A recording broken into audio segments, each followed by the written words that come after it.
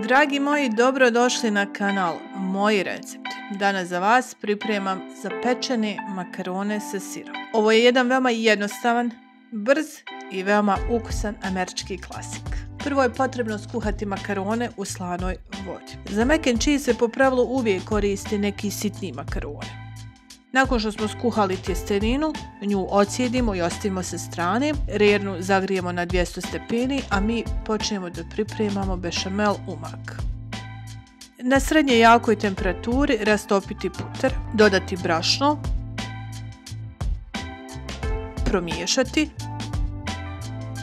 a zatim postepeno dodavati mlijeko i miješati dok se smjesa ne počne izgušnjavati. Mlijeko treba da bude toplo.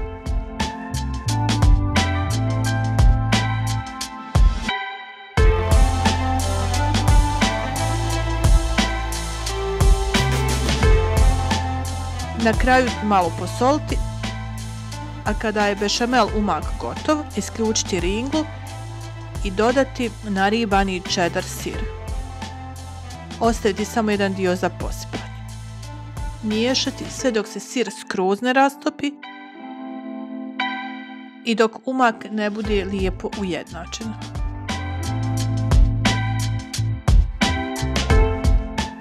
Zatim u tu smjesu dodati prethodno skuhane i ocijeđene makarone, promiješati i prebaciti u neku vatrostalnu posudu ili tepsiju.